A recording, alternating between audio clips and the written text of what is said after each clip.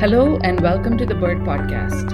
I'm Shobha Narayan. Today I'm talking to the acclaimed writer Jonathan Franzen. What many of his fans, particularly those living outside the United States, might not know is that Jonathan is also an avid birder, something that he has written about for many magazines such as The New Yorker and the National Geographic.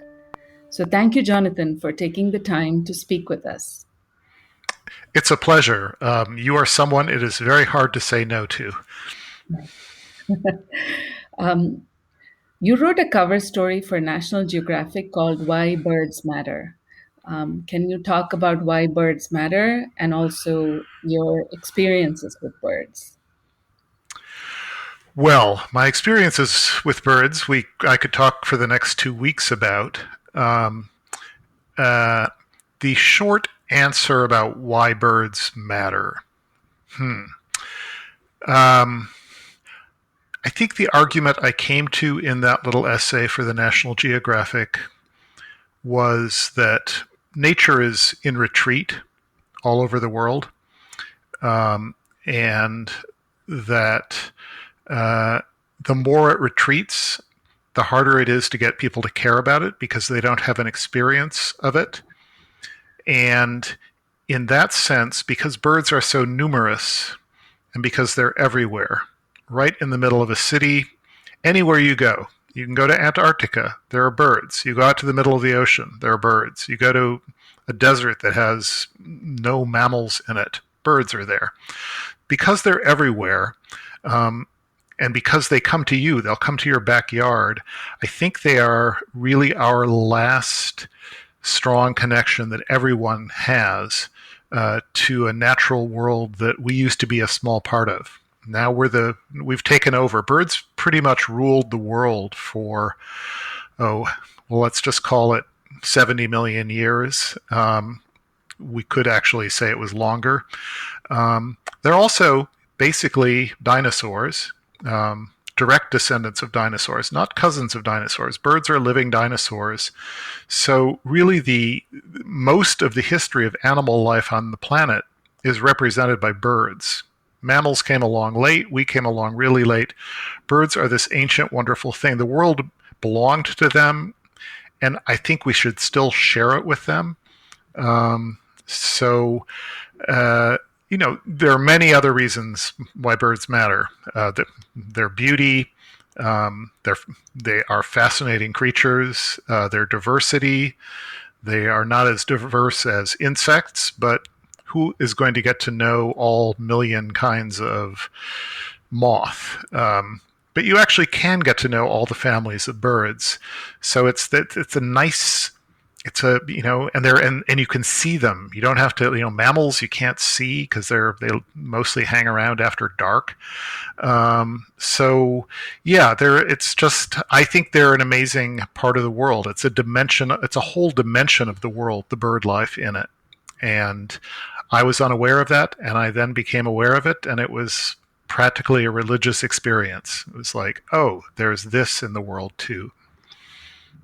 Have you seen, are you somebody who keeps count of how many species you've seen? I confess that I do have a list. Okay. In fact, I have more than one list. And I can base the lists that matter to me. I have a county list here in Santa Cruz, California. I have a state list, a couple of state lists, California and New York. I have the United States, and then a world list. Yes, I have a list. And of the broadly 10,000 species, how many do you reckon you've seen? Oh, it's going on about 4,800. So, I thought by this point I might have seen about half the world's species, but then along came the pandemic, and I had to cancel a couple of trips. So I tend to take my bird trips when I'm not writing, and I had finished a novel early in the pandemic. I was supposed to go to China, Sichuan and the Tibetan Plateau with some Chinese bird conservation friends. And I was also supposed to go to South India later in the year. Both of those trips, of course, had to be canceled. So I'm stuck at my number, which is a pretty amazing number. I feel if I don't see another new bird in my life, I will have had an amazing run. You've spent, so since we are based in India, you spent 2 weeks in the Northeast. You saw Actually, hornbills. yeah, actually, it wasn't all in the Northeast. I did some Okay, in Rajasthan. Rajasthan. That's a. I'm sorry, I can't pronounce it. I. Rajasthan. Yes, Yeah, you know what I'm talking about. yes, Saw the tigers and went to the wetlands at Bharatpur. yes. And yes, so there were about 5 days in north central India. And then, yes, we went east and up into Assam. And for, for things like the hornbills, which in that National Geographic piece, I talk about probably my most amazing encounter ever with a bird. And it was two birds, and it was the giant hornbill, the great hornbill. And I practically wept with joy seeing those birds. They are so big and so fluffy, and when they fly, it's like it practically shakes the ground. The force of their wing beats. And then they land and they're just kind of walking around in the tree eating fruit. And they are so spectacularly beautiful on top of everything else. It was just so, yeah. I mean, that was worth it alone to go to India just to see those hornbills. So my broader question is, what are memorable trips and birds, or continents and birds, however you want to give a overview to our listeners in India about the kinds of places you've been and the birds you might have seen. Well, I've been fortunate to go a lot of places. Some of it I do while on book tours. So I actually started watching birds in Europe when I went on my first book tour in Germany in 2003. I believe it was 2002, 2003. I had just gotten into birds, and of course it's discouraging watching birds in Europe. It's probably the worst continent in the world in terms of conservation. It was refreshing, I have to say, to go to India because there is such respect for animals in much of India. And I remember the sign at Bharatpur, which is, don't disturb the birds, don't harm the birds. You may be a bird in your next life. Whatever it is, it just, you'd go into these really, really crowded, rather polluted villages, and there would be three different kinds of lapwing at the puddle in the middle of town, and people respected those birds. And so even if there's quite a bit of environmental degradation in much of especially northern India, it still had the feel of a place that was full of birds, where people were not killing everything, which is the problem in Europe. They kill a lot of birds. The hunters are very powerful there. It's a problem in China and parts of Southeast Asia. Birds are food, or birds are something you can put in a cage and listen to. So I have to say that India that was one of the great trips because there was this wonderful sense that people and birds are finding a way to get along. They are they're living in some kind of harmony, and that's unusual. Other places, I've been all around the U.S. Because it's easy. I've spent a lot of time in South America, partly because I'm involved with the American Bird Conservancy, which is the premier bird conservation group for the Western Hemisphere. Part of what we do, much of what we do actually, is focused on South and Central America. So I started going there, actually visiting some of the work sites for projects of ours in South America. South America is absolutely incredible. It's just the diversity and the sheer numbers of birds that you can still find. I mean, South America has its problems too, but there is just a whole lot of habitat there still.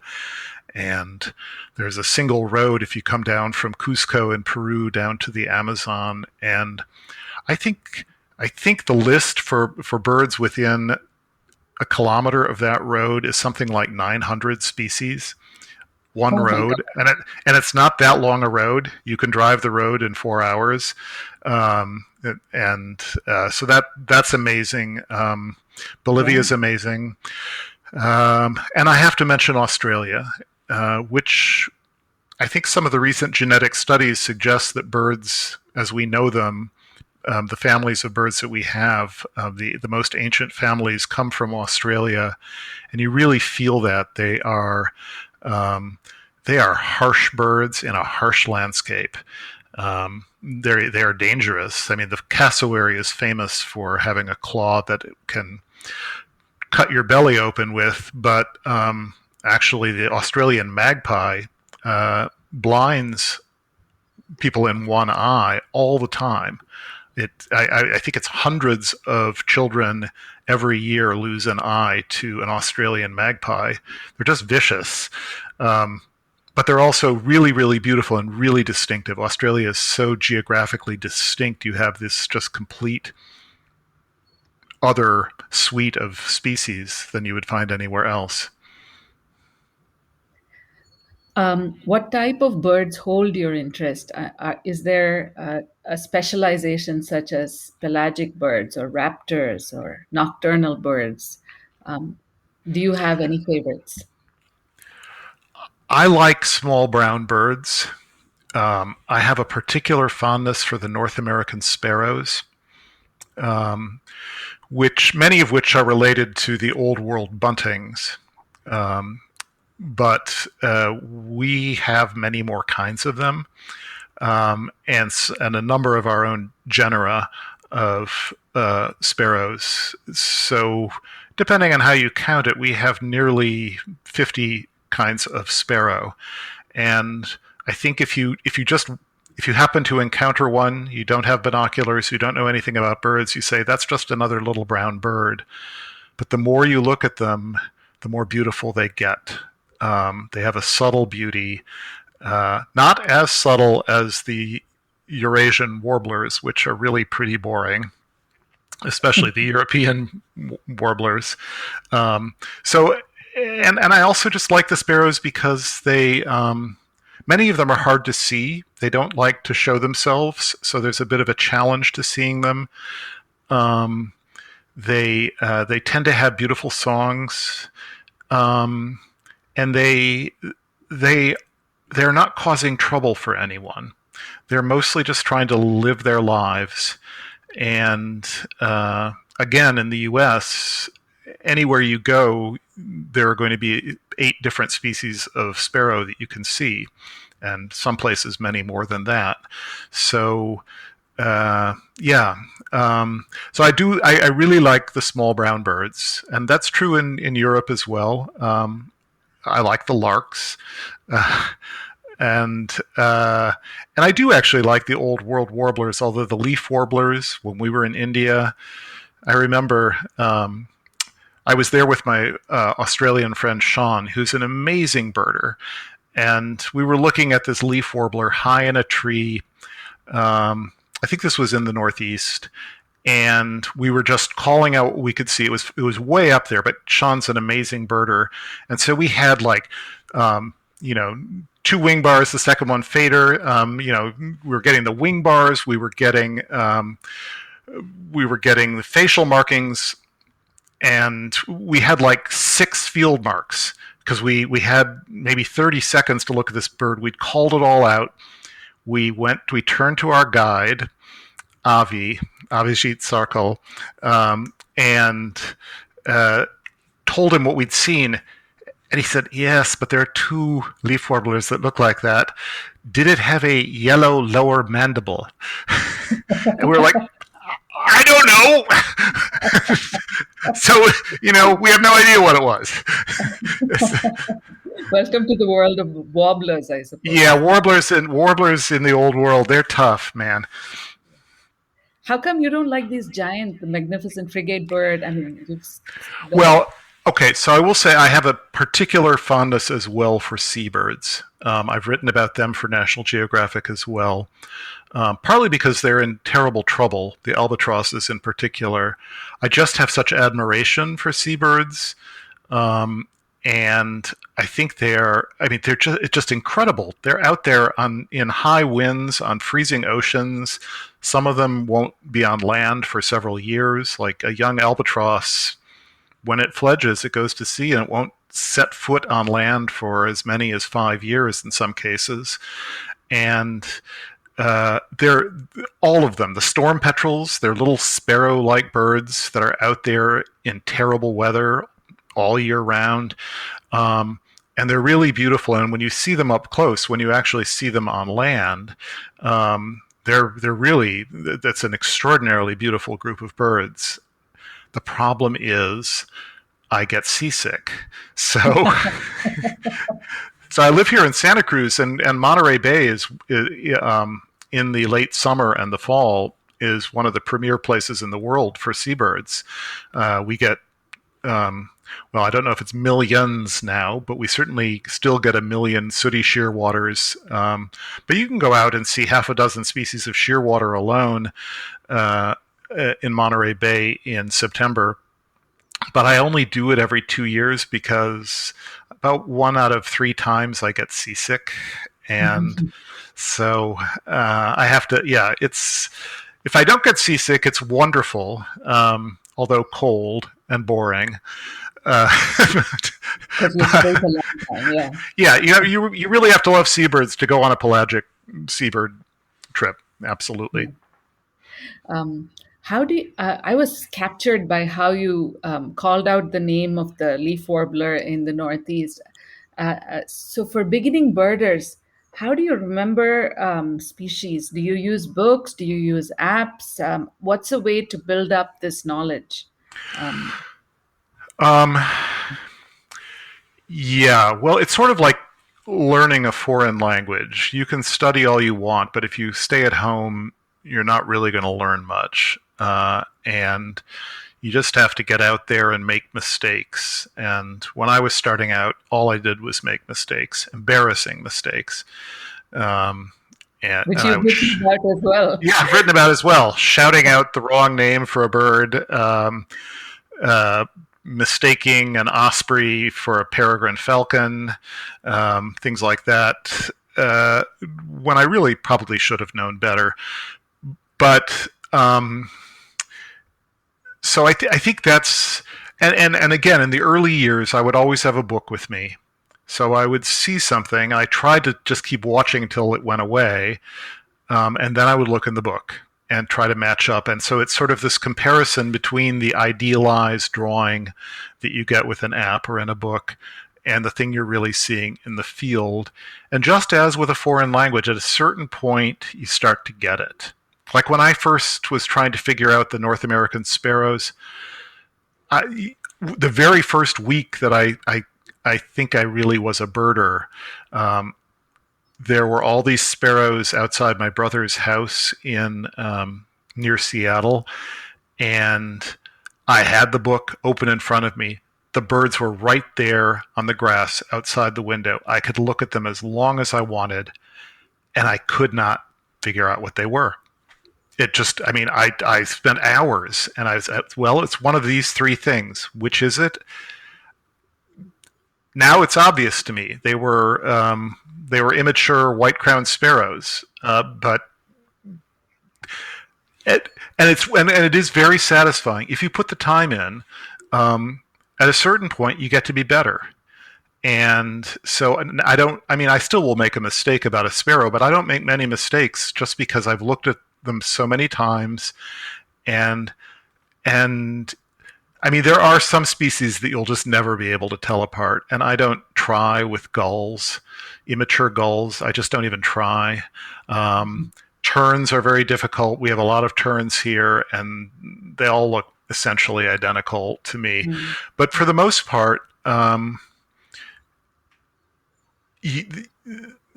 A species is like an individual person. There are once you know a person's face, you recognize that face, even if you don't see it very well, even if it's in poor light, and if it's only for half a second, you still immediately know what it was you saw.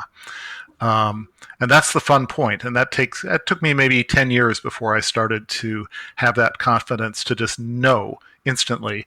And that's partly because they do have visual differences for the most part. Even immature gulls have their visual differences, but much of it, especially for the passerines, the songbirds, they are just their way of being, their way of moving, what they're doing. There are subtle differences. Like you don't, and that's actually a big part of it. Is learning what to expect. Like if you see a sparrow in a marshy area near some water, it's been narrowed down. There are only a few things that's going to be there because there are a whole bunch of sparrows that just keep away from that kind of habitat. So it's, I think, part of that instant sense of recognition. Okay, you glimpsed a face in poor light, but it was at that restaurant where you always see that person. Well, you're pretty confident that's what you've seen. So for birders who haven't made as many foreign trips as you, how do you prepare for going to China, for example? How do you prepare for coming to India? How does an Indian birder prepare for coming to the Northeast? Is it memorization of books? Partly, yes. So when I went to India, I would have gotten. So I had a guide, Avi, who I've mentioned, and he sent a list of possible species. He knew where we were going. He put together an itinerary, and he included pretty much everything that you could reasonably expect you might see. And then I went through my Birds of India book, and I put a little box by each of the birds on his list so that I wouldn't study the birds that were, only in South India or something, or completely rare that you didn't have a reasonable chance for. And then starting a couple weeks before I go, I just at bedtime, I spend half an hour going through over and over again all the birds that have a box by them. And then I fly on an airplane to get to the place, and the whole way I'm studying. And I end up hopelessly unprepared, even so, but at least every once in a while I'm able to remember, oh, yes, you're supposed is that red? Is that a red leg or is that a pink leg? And if you're lucky, that'll come in handy in the field. So there's preparation, but there's, I have other things to do. If I had, Phoebe Snetzinger, who was the world's biggest lister, an American birder with an amazing story, who happened to come from the same small town in the Midwest that I grew up in. Although I never birded with her, my friends did. Anyway, she would go. She was insane. She was a crazy birder, and she would write all of the characteristics on note cards, and then she would basically memorize everything that was on this stack of 400 note cards. But that's because she was crazy, and she didn't have to worry about money. The rest of us can only, we do our best. My dream is to go to Colombia, and I'm thinking of the number of species I have to memorize or learn about before I go there. Have you been? I've been to Colombia a few times, and it's fantastic. I would say let's not neglect Peru and Brazil, and frankly Bolivia, which are also great. But Colombia is marvelous.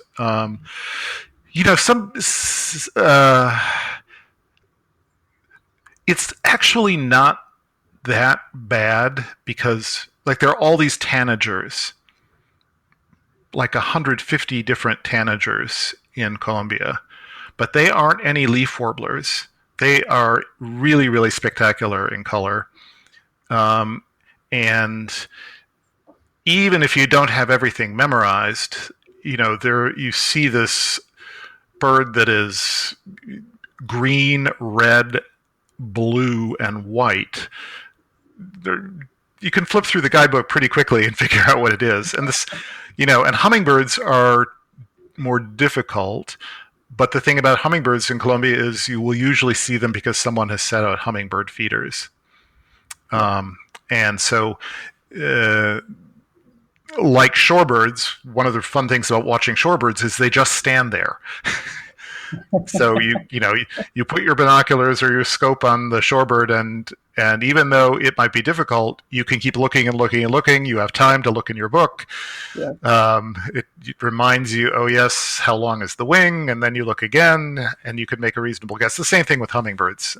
You have a chance to keep looking and looking until you start to make sense of them. So you carry your book along. You're not the Merlin app person. When there is a good phone app available, I will have that on the phone. And for instance, in the U.S. now, I use the Sibley app, and that's partly, and I don't even need it by and large for the drawings, but it has good recordings on it. So if you hear something, you want to remind yourself of what the bird sounds like, or you're trying to find something, you want to play the song to remind yourself of what it sounds like. It's really useful. I don't know, is there a good downloadable app for Indian birds? Mm-hmm. I mean, the Merlin app has Birds of India you can download. Oh, right. Yeah, the Merlin has gotten ambitious in that way. I have never used Merlin. I've just used the kind of published apps in like South Africa and Europe and the US. One of the guests in the show, his name is Josep de Hoyo. He runs Lynx Editions in Barcelona. It's a publishing house for birding books. He talks about migration funnels as great places to stand there and watch the raptors migrate. Sure. For somebody in India coming to the US, that's your turf. What are some hotspots that you might recommend? Well, as it happens, one of the premier places is Cape May, New Jersey, which is the southern tip of a long peninsula on the East Coast, about 3.5 hours south of New York. And in the fall, I've never been there, but I am going there in September for the first time. I'm going to spend 6 days there as my birding trip for the year. So that's one place. In the spring, you actually can hardly do better than New York City. This is it's a pretty open secret at this point. You do see people from all over the world in New York in the first 2 weeks of May, because you can. For instance, on a good day, you can see more than 20 different warblers. And our warblers are the opposite of your warblers. Our warblers are really pretty spectacular, brightly colored, easy to identify, and they're in their spring plumage. And they all concentrate in Central Park in New York or in Prospect Park in Brooklyn. So that's great. There are some places along the Great Lakes that are good. There are some oases in the Mojave Desert in California that I like to get to. If you hit it on a good day, every bush is dripping with birds. So that's really fun. And Texas, have you been to? Oh, of course. Yes. No, I'm a lister. But also I'm a bird lover. No, I've spent time in Texas, and Texas is a politically problematic state, but it's a great state for birds. And yes, there are some places along the Gulf Coast, not far from Houston, where all of the migrating songbirds that come across the entire Gulf of Mexico in one night. So they fly 800 miles over open water, and that includes hummingbirds that will make that 800-mile journey nonstop. They arrive very tired, and especially if the wind is coming from the north or if there's rain, they're really, really tired and they can't go on. So they just concentrate at these wooded areas along the coast. So that's pretty great too. I want to read a passage that I love from one of your articles in which you talk about the otherness of birds. And it goes like this: when I go looking for a new bird species, I'm searching for a mostly lost authenticity, for the remnants of a world now largely overrun by human beings, but still beautifully indifferent to us. To glimpse a rare bird somehow persisting in its life of breeding and feeding is an enduringly transcendent delight. Um, this is a tough question because you've seen so many, but which would be the most other species of bird that you have seen? Or you can say they're all other. Oh, Wow, that's there are some crazy birds like the oil bird in uh, South America, which is in its own family. It's related to nothing. We really don't have any idea where it came from. It has no relatives. It lives in caves, sleeps during the daytime, goes out at night, and at night it flies over trees and plucks fruit, particularly avocados, off the branch without landing. They're excellent flyers. They don't walk very well, so um, to see them, and they look like giant cockroaches. Really, they're these big brown birds with huge wings, and to see them in a cave, that's pretty other. I would also have to mention the ashy storm petrel, which is actually it's a North American endemic. It's many of the storm petrels have very large populations and worldwide distribution, or nearly worldwide. The ashy is really just off the coast of California, and I was lucky enough to visit one of its nesting sites while I was writing a piece about seabirds for the National Geographic, and you go in, and they've set up a little artificial nest area. It's a kind of a stone igloo that the bird comes. It's out all day on the water feeding, and then it comes back to its nest, and it nests in stone crevices. And there's this igloo, and you crawl into the igloo wearing only a red headlamp, which doesn't bother the bird. And if you peer down, you can see this tiny little gray seabird, and then you start to hear it. And the sound that bird makes, it's like something from another planet. It's just, yeah. So that's another one I would mention in terms of just what a life that bird has. It's a tiny little bird, spends most of its life on the ocean. For 2 months it comes and spends its nights in a crevice and emits this unearthly sound. It's great. yeah, I thought you would mention one of those secretary birds with the claws from in Australia as well, but I guess that's so. The cassowary. The Yeah, cassowary. I've never seen a cassowary. I've seen cassowary footprints, lots of them, but Mm, never actually have encountered a cassowary. mm. I'm sorry to say. The secretary birds in Africa, and it's also, of course, amazing. I live with someone who likes to remind me that I say of about 600 different birds, that is my favorite bird. um, or that's a fantastic bird. I actually have one favorite bird, and then another 600 that I say are just amazing, fabulous, splendid birds. So then that begs the question: what is your favorite bird? My favorite bird is the California towhee. Um, it's a big sparrow. It's a big bruising sparrow. It's in the sparrow family. It's legitimately a sparrow, but it is a lawn bird. It is not shy. If you come too close, it'll fly away. But they aren't. They are perfectly cool being on one side of a yard while you're on the other side. and it is the perfect brown bird, and it is something which, if you look at it, I mentioned this to the editor of Birding magazine here in the U.S., and he said that is a piss ugly bird. That is the ugliest bird. And it's like, no, you just have to keep looking and looking and looking, and it becomes the most beautiful bird. And that's partly a matter of its behavior, and partly a matter of its almost, I think it has a pretty unique posture. It hops on the ground, doesn't fly much. It's always in pairs. If you see one towhee, you just look around and there's the mate. They mate for life. Not many birds do. The towhee does.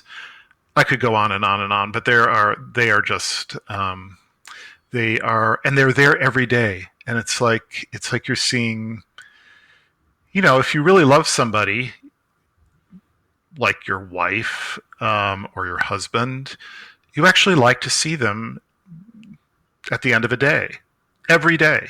It's like, oh, I'm happy to see that person, and that's the way it is with the towhee. I see them every day in Santa Cruz, except when someone comes from out of town who's never birded in California and needs to see a California towhee. Then I can't find them. It's like there are 4 pairs that breed within 150 feet of my house. Where are they when I need them? Yeah, so that's the feeling I have about them. Jennifer Ackerman, who wrote The Genius of Birds, was a guest on the show and talks about the pleasure of corvids. And I have started seeing crows, as you know, are abundant in India. Yes. What about corvids for you? I mean, the intelligence of corvids has been written about a lot. Do you like crows or ravens? You have ravens there. We have both crows and ravens, and you'd think it would be easy to tell them apart. Somewhat different structure, different voice, different size. It's not actually. There are sometimes I will see a bird and I just have no idea if it's a crow or a raven. I cannot figure it out. But we have both of them here. I have mixed feelings. I know that crows play, which is, and I don't. I mean, I've seen crows playing. There's the famous video of the raven on the roof in Siberia, sledding down the roof, taking the little paper plate back to the top of the roof and getting on it and sledding again. But you can see them play all the time. When it's windy, all the other birds go to the tree and the crows are up there and they just do somersaults in the air over and over and over again. They're not going anywhere. They're just having fun in the wind because they're bad and they can do it. But I have mixed feelings about them because they do prey on the young of other birds. And we have a particular problem with an endangered species here in Santa Cruz, the marbled murrelet, a small seabird, one of the alcids in that family. And unfortunately, we sponsor corvids with our garbage dumps and our pizza crusts that we leave on the table. And so their population is larger than it should be, probably, given everything. And they go after the chicks of the marbled murrelet. And so I can't look at a raven without thinking, yeah, you're smart, you're beautiful, you play, but you also eat marbled murrelet babies. So you've picked your side. Well, yeah, again, my sympathies are with the smaller brown bird. It's just who I am. Yeah, you pick for the underdog. I think I'm getting a sense that. I think so. Yeah, I'm a novelist. I mean, and the poor reader. There aren't many, relatively not many readers, and they're the underdog. TV is the big heavy hitter, and so yeah, I like underdogs. Me too. I have 3 last questions. Talk about some of the conservation efforts that are heartening to you. You were in a video, I believe, about the Chatham Island albatross, or rather, you spoke about it Are there others, or are there themes in conservation that you like? Um, I will say this about seabirds. They one of the reasons their population is in such serious decline. Um, well, there are three reasons, and I will just mention those. One is the oceans have been overfished. Um, Another is that the fishing boats catch a lot of larger seabirds and kill them. They don't mean to. They'd rather catch a tuna, but they are killing albatrosses at an alarming rate. But the biggest problem for seabirds is introduced species on the remote islands where they breed. And this is principally rats and mice. So you don't think of mice as being carnivorous, but mice populations that have been on a remote island for 100 years after they were introduced by 19th century sailors, they get a taste for blood, and they will just eat defenseless seabirds on their nests in enormous quantities. On a big island, they might kill 50,000 seabirds in 1 year, mice. It's just really terrible. But here's the thing, those islands are remote. Many cases they're uninhabited, and it's difficult, but not impossible, to get to kill all of the rats and mice. And so the most heartening conservation story, I think, bird-wise in the last 5 years has been South Georgia Island, which is a huge island north of Antarctica. Doesn't say much. Everything is north of Antarctica, but it's way south. And it is home to, let's just say 100 million seabirds for nesting. But they had a terrible problem with rodents, and the numbers were going down. And at a cost of, I don't know, something like 15 million pounds, over 2 seasons with baits and helicopters, they succeeded in getting all of the rodents off the island. And in just 2 years, the numbers of seabirds have increased because of that effort. The island is huge, and it's in a very rich fishery. It can support twice as many seabirds as it now has. And if we can keep the rodents away, we will we will see those kind of numbers. It's already amazing. I've been there, and it's already amazing for seabirds. But if you can imagine, double the numbers again, it's just incredible. So that's and in general, one by one, the islands are having the invasive species removed. So that's. And it's really important because seabirds are one of the most endangered groups of birds. So that's been wonderful. I could go on and on. I'm involved in conservation. What else might I mention? Well, that's a good one. Maybe that's enough for you. I think that's a good one. Yeah, that's. You read a lot, and what type of birding books do you read? How do you advance your knowledge? Do you read novels about birds, or do you read the guides and plus plus? Because I write about birds, and I'm a pretty prominent supporter of them, and because I'm a writer, I get sent tons of bird books. And it's a sorry fact that I don't read very many of them. Okay. I read Jennifer Ackerman's book, and about the intelligence of birds. Yeah, the genius. But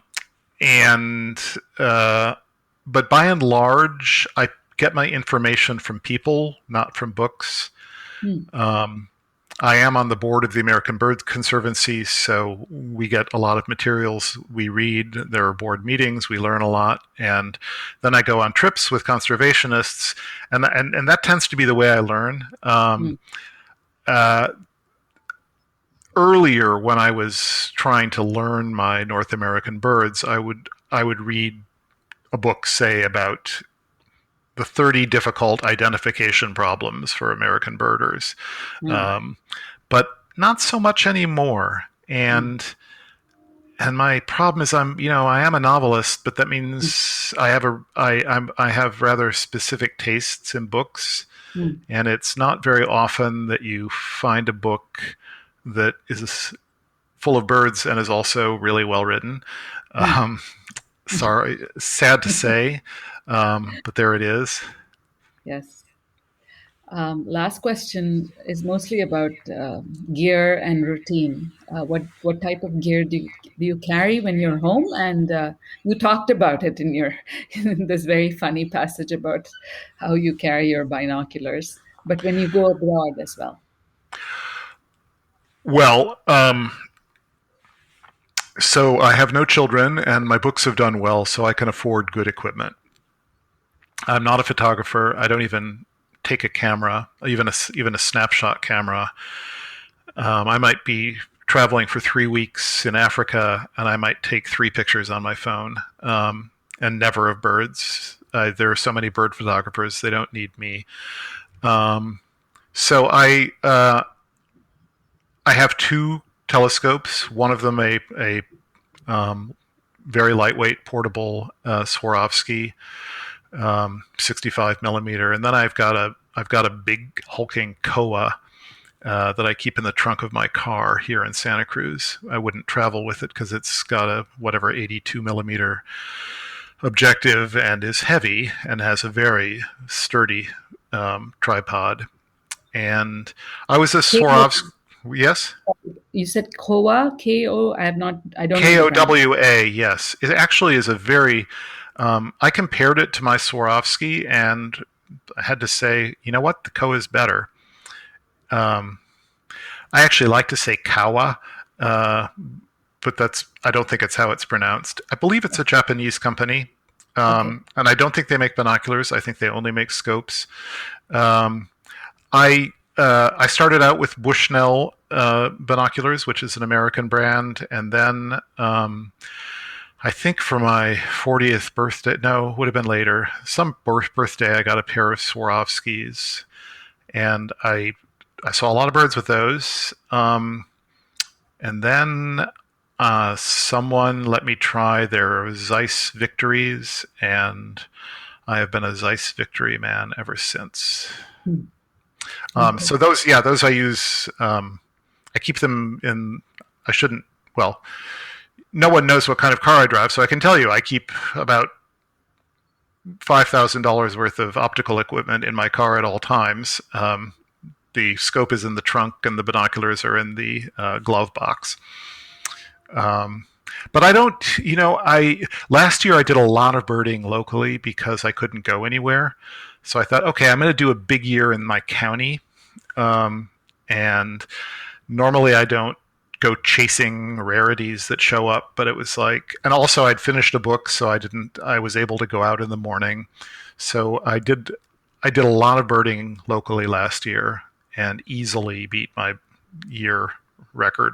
I mean, just by a large margin, which you can do. I mean, the serious people in this town, it's crazy.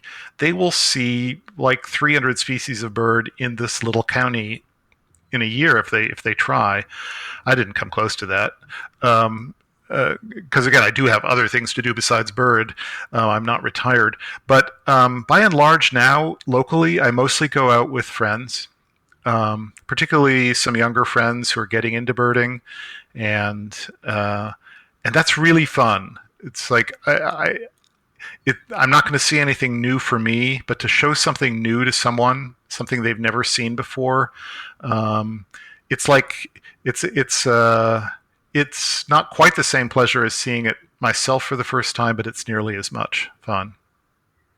So the last question is something you alluded to already, which is what is your routine while you're writing and while you're not writing, the birding routine? Because in COVID, everybody's stuck at home and or in their counties. So what do you do? Well, everything's been different for the last year plus. but the way it had been for the previous 10 years was I would work 7 days a week on my writing for months. And once or twice a year, I would go somewhere and go birding for 12 or 14 hours a day for 3 weeks. And then I would come back and go back to my writing. So it's in the early going, when I was just falling in love with birds, I would give up work mornings and just go out and look at birds. But now I don't do that. I'm not retired yet. Maybe I never will be retired. But so when I have a project, I work on it every day, and I really don't do much. I would not have guessed that. I thought you would say I bird every day for a couple of hours and then I write. No.